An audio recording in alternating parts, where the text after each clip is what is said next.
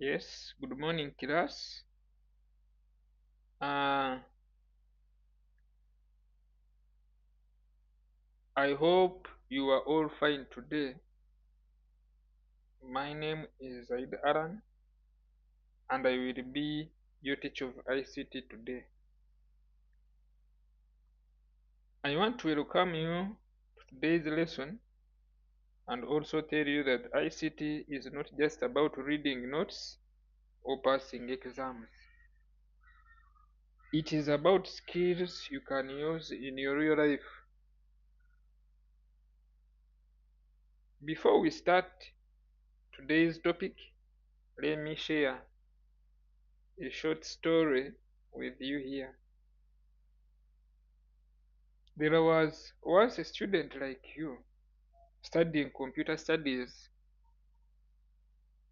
and one day the school computer refused to work. Everyone thought the computer was completely spoiled, but the student was curious. He opened the computer system unit and began to identify the parts inside: the power supply, the hard disk, RAM, motherboard, etc. He later discovered that only one cable was loose, and after fixing it, the computer worked again. From that single experience, the student gained confidence. He later learned how to repair and assemble computers, and today ICT helps him to earn money. Linking that story to today's lesson, what if one day you are the person expected to fix a computer? What if your ICT knowledge becomes a source of income to you? That's why today we are starting a very important topic called computer hardware. By the end of this topic, a computer will no longer be a story to you. In front of us, we have the computer hardware as a topic, and let us understand computer hardware in full details. Computer hardwares are categorized into categories, and these categories do different applications. We have already seen that computer hardwares refer to physical or tangible components of a computer system. Hardware can be physically seen by our naked eyes. The categories of computer hardwares are as follows.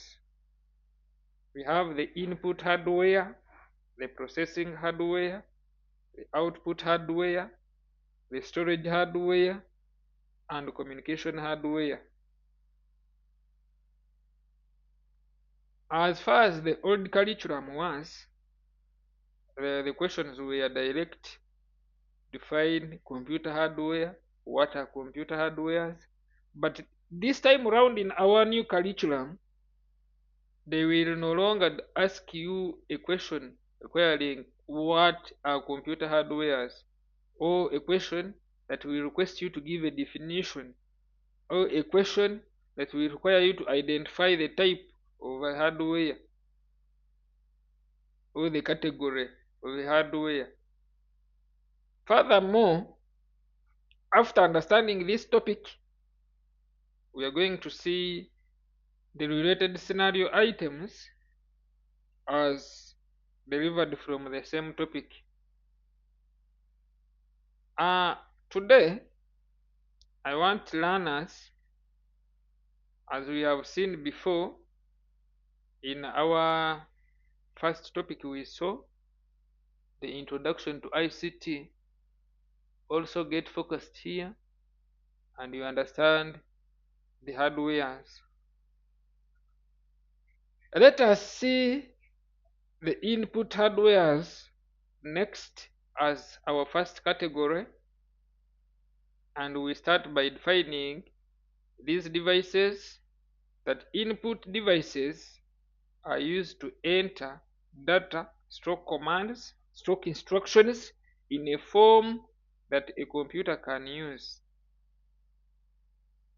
They send data or commands to the processing unit. They can be used to capture data to be entered into the computer. Here down I have the illustration of different computer hardwares, where we have the printer, the portable media player, the system unit, the screen, the web camera, the monitor, the speakers, the mouse, keyboards, microphones, the USB flash, modem, the card reader, memory cards, digital camera, external hard disk, the scanner, and whatsoever. So as you see that image, it brings us clearly to our topic of today, which is computer hardware. What you see and you can physically touch it is what we call the computer hardware. These devices we have seen, the input hardwares, we have said that they are used to enter data. Input hardwares have different types and they enter different data into a computer system. We have devices that enter text data. We have devices that enter images or graphics. We have devices that enter videos, have devices that enter audio. So according to the type of data they input, they can be grouped into according to the following. The first one is called the text input devices. We have the pointing input devices, the imaging input devices, gaming input devices, we have audio input devices, we have biometric input devices, and other specialized input devices, as we are going to see. And in front of us, we are going to start with the keyboard. This is a primary text input device on a computer. So as a learner, once you have entered the computer laboratory, make sure that you identify these devices as we are seeing it.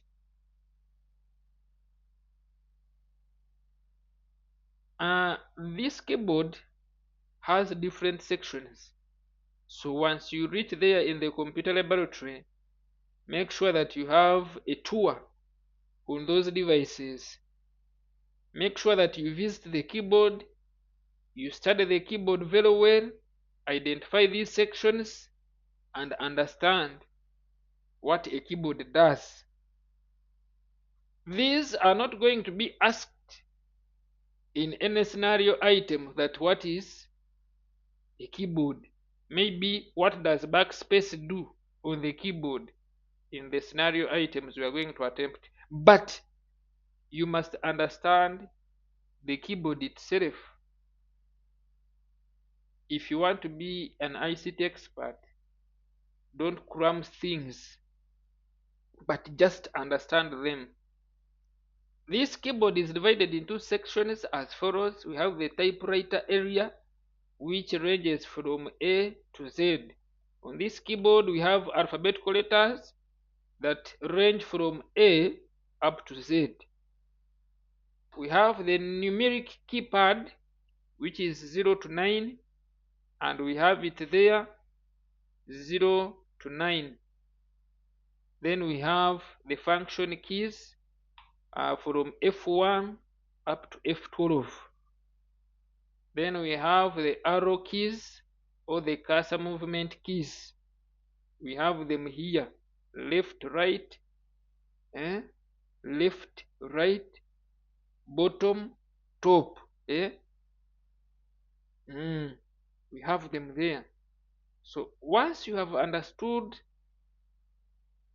the sections of the keyboard, this will help you in typing skills, in troubleshooting computer, booting the operating systems, when you are installing software.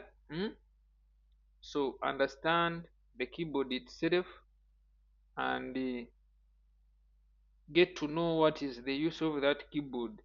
First, we are saying that it is used to enter data into a computer. Its keys allows user to type data in form of text or numbers. It can be used to command the computer perform an operation using the keyboard shortcuts such as Ctrl S, which is for saving. It is a major connector or interface between the computer and the user, without which the user commands will not be put in a language that the computer understands.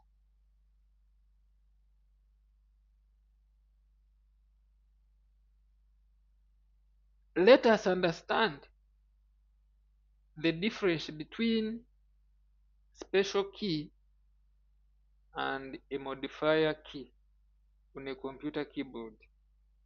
We have a modifier key is a special key on a computer keyboard that changes the normal action of another key when the two are pressed in combination. For example, we have Alt plus F4 in Microsoft Windows will automatically close the program in an active window. That is true.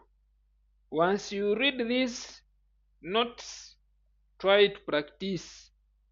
We have said that ICT is not just passing exams or reading the notes, but ICT is how you will apply it into your real life.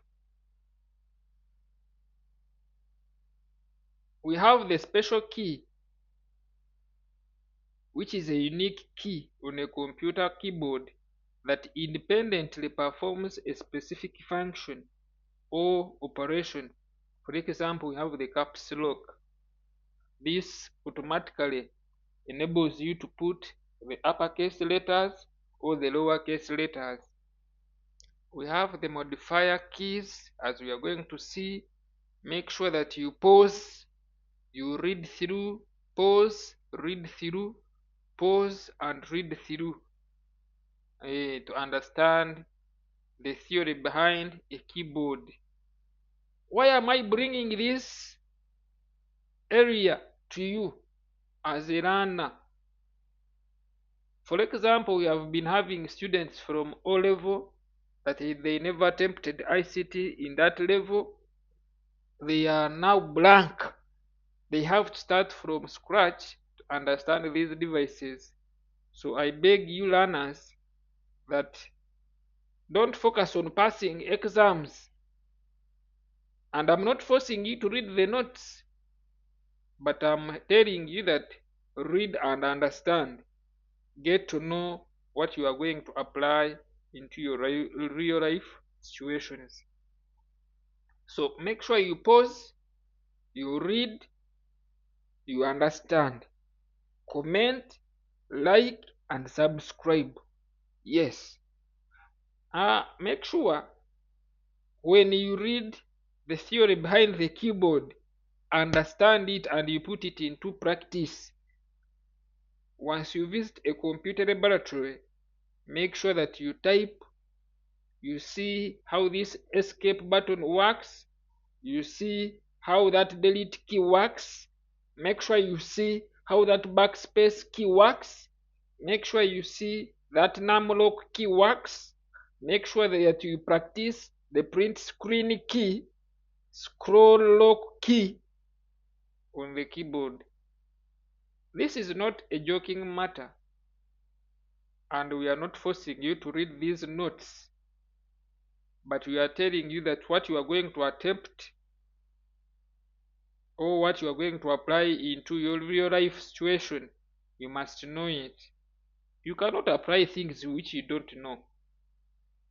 Therefore, make sure that you read the notes there, try to understand these devices very well, and you apply them into your real life situations. We have that cursor control keys as we have seen them on the keyboard, uh, where we have the home, the end, the page up, the page down. Hmm? The home, the end, the page up, the page down. They are these keys. They are these keys. Hmm? These keys here, they do a lot of functions. The home, the end, the page up, page down. These ones, on the keyboard. Make sure that you visit that keyboard and you read through, understand them. The function keys, the F1 up to F12, is a key on a computer or a terminal keyboard which can be programmed so as to cause an operating system command, interpreter, or application program to perform a certain actions. On some keyboards, function keys may have different actions accessible on a computer power.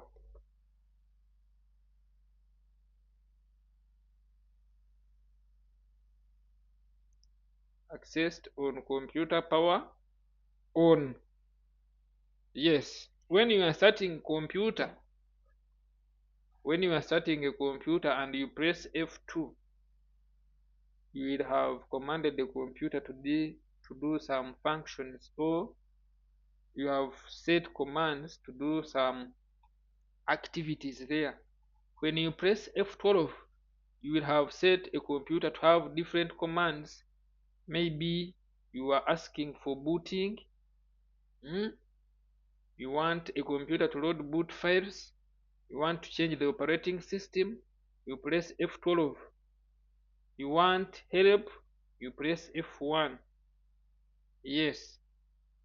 After you have understood what the keyboard does, after you have understood what the keyboard does, then you must understand another device which is called the pointing devices. Is any computer hardware component that allows a user to input the spatial, i.e. continuous and multiple dimensions data to a computer, mostly by a computer-aided design systems and the graphical user interfaces, and activating switches on a mouse. Movements of the pointing devices are echoed on the screen by the movements of the pointer or cursor and other visual changes. So when you are moving the mouse, you must see that cursor or pointer in that keyboard. The cursor is blinking here. Once I click here, it has moved, it has changed direction or position. And once I move the pointer, you see my pointer in this format, it is there. And when I move this cursor to another point, so I'm using the pointing device, the so-called the mouse on a computer. So my image of a mouse is this one, and this mouse has different buttons, as you see, the left, the right, and the scroll. So understand how these devices works. After you have understood the keyboard, the mouse, the mouse, we have the wired mouse and the wireless mouse, or the cordless mouse. Understand them very well. Then other input devices, we have the light pen. So a student was asking me that why do we study these devices? Now, how will you understand that this is called a light pen when you haven't studied it in theory, or you have not yet met it somewhere? Make sure that you read, pause, read, and understand. We have another device, the so-called the joystick, which is also another pointing device with a vertical lever mounted on the base to control the position of the cursor.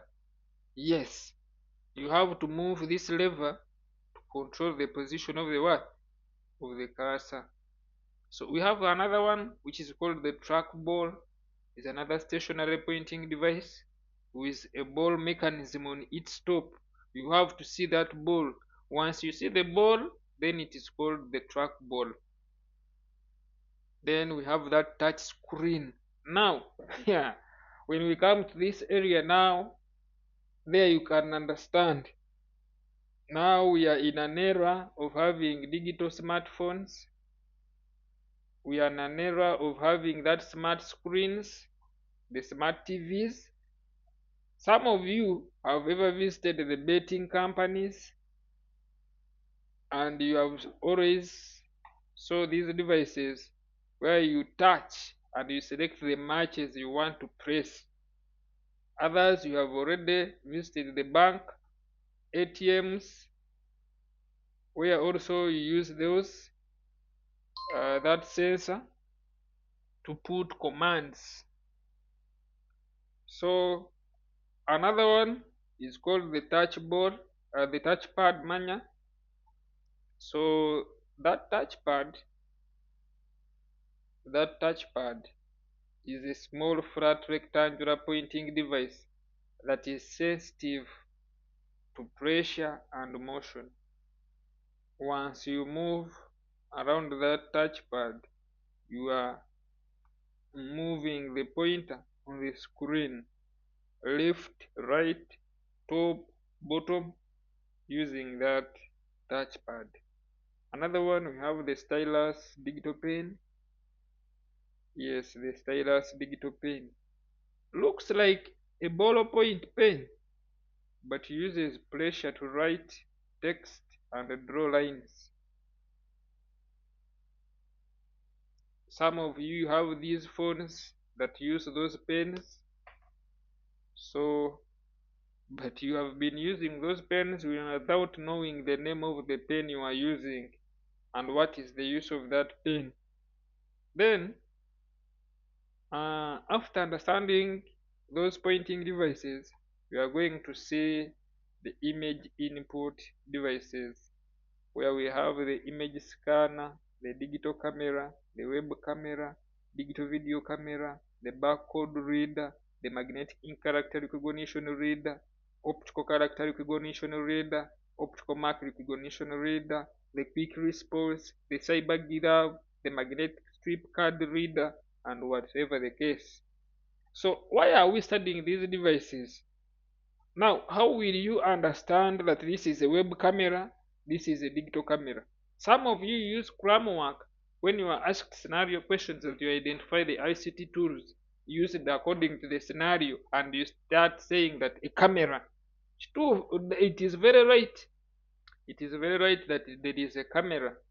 But sincerely speaking, can you be direct and identify the type of a camera you are talking about?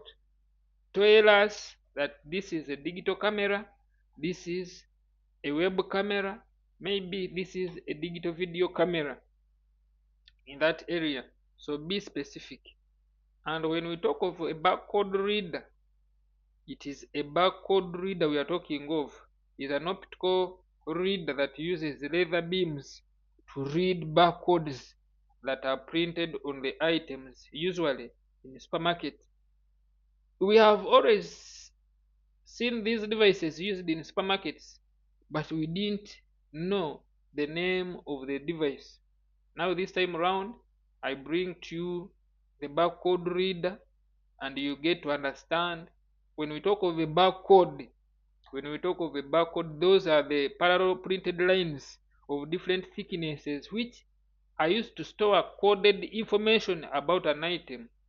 Once you scan this code, sometimes it takes you to the origin of that product, bringing the name of the company, the manufacture date, the expiry date of the product.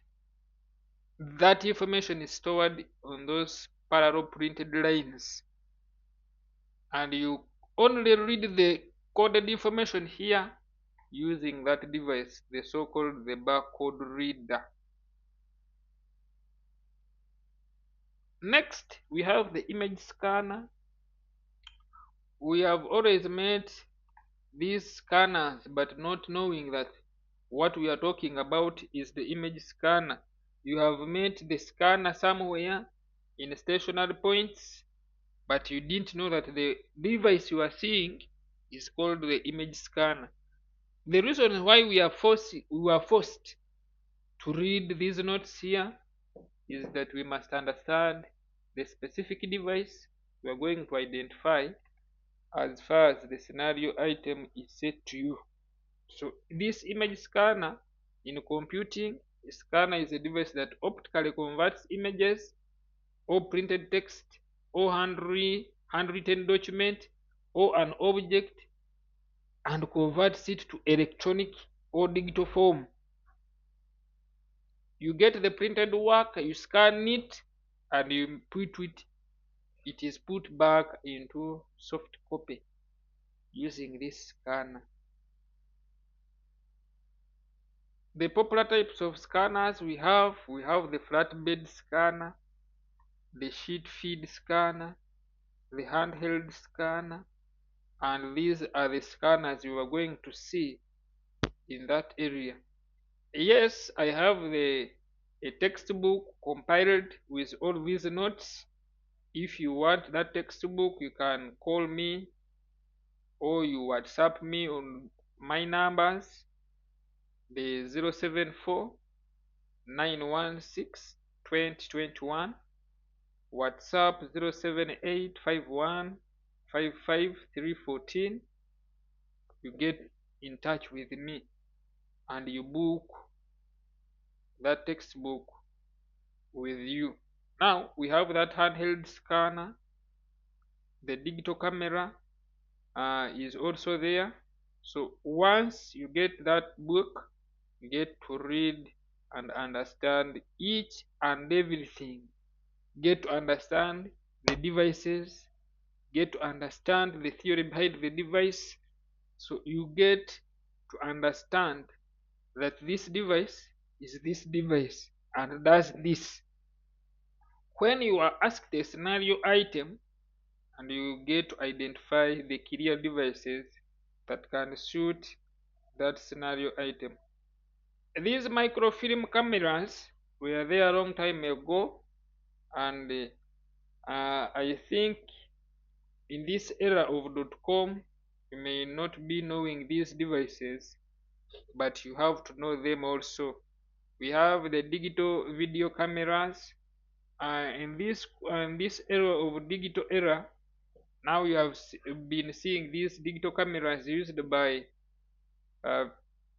members there in your schools, in your community, recording videos, taking images, but you couldn't identify that this is a digital video camera and it has its functions. That digital video camera, by contrast, records video as digital signals instead of analog signals. To transfer recorded images to the computer hard disk, users connect the DV camera directly to a port on the system unit. After saving the video on a storage medium, you can play it or edit it and burn it to a DVD using software programs on the computer. We have another type of camera here, which is called the camcorder. This is a lightweight video camera that records data in digital form onto a storage device such as a video tape. We have another one, the web camera. So here I'm bringing you a variety of devices, so stopping learners to always give me answers like a camera. Camera, which type of a camera are you talking about? Be specific of which type of a camera you are talking about. Are you talking of a web camera that will be used to record the video, or used to carry out the video conferencing, or used to carry out the live streaming activities? So when you talk of the security cameras, you can't bring the digital camera to work as the security camera. Talk of the CCTV camera, the closed circuit television, and they are of this type. Other input devices, we still have the magnetic ink character recognition reader. That device, make sure that you pause, read the notes there, and understand the device. We have the QR code scanner, or the QR code reader. Also, you have been seeing it, but you didn't know the theory behind that device. Pause, read, and understand. Pause, read, and understand. We have the cyber glove. We have the cyber glove here. We have the cyber glove. We have the cyber glove here.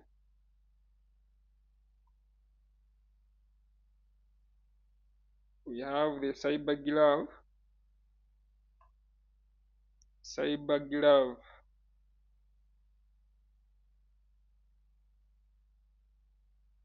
Cyber glove.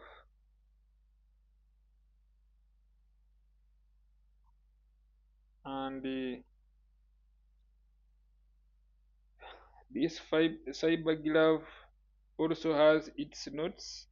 And I have a student here asking me that I have never seen that device. The device there, it is true that you have never seen it, but when they are asking questions, they are not going to be specific that this device you have ever met it somewhere. For them, they do ask randomly. Give us the devices that are applied in business. Give us the devices that are applied in security. Give us the device that they are applied in maybe communication area. Whatever the case, according to the scenario asked, you must identify the devices that suit that scenario. We have the magnetic strip card reader. That magnetic strip card reader, you have been always used the bank card, bank cards, those ATM cards, and they are telling us that that magnetic strip card reader reads the magnetic strip on the back of the credit cards, the bank cards, and other similar cards. Exposure to a magnetic field can erase the information and content of a card's magnetic strip. Once you bring that card nearly to the magnetic field, can erase that information on that card.